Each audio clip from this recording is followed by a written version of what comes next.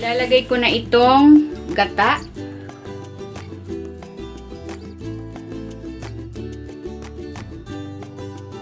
Ilalagay ko na dito itong mga ricado, sibuyas, bawang, luya, tanglad. Ayan, hiniwa ko yan sa maliliit.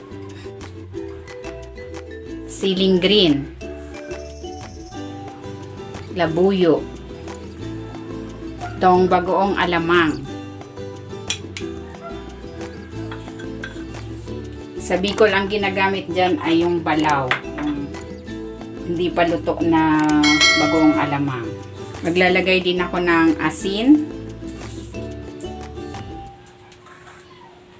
at ng paminta.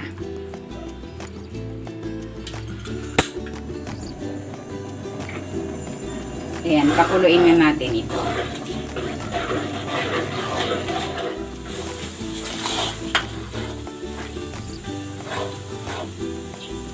Ayan, kumukulo na itong ating gata. Ilalagay ko na itong panahog, pork, at ang hipon na maliliit.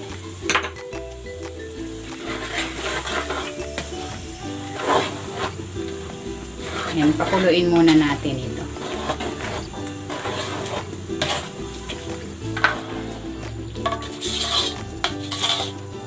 Ayan, okay na itong ating gata. Pwede na natin ilagay dito yung ating dahon ng gabi.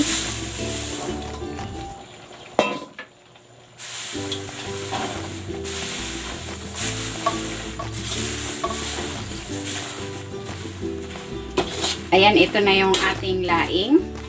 Natuyo na yung gata. Ilalagay ko na itong coconut cream.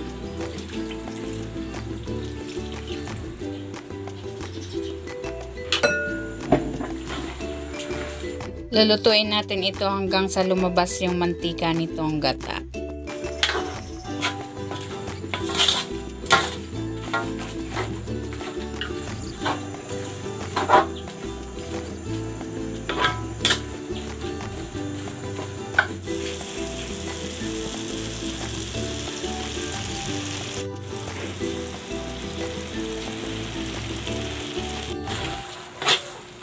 Bango.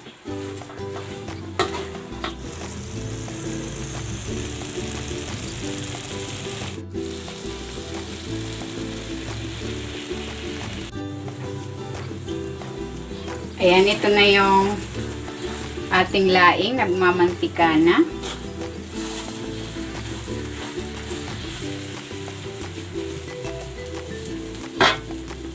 Pwede na natin itong hanguin.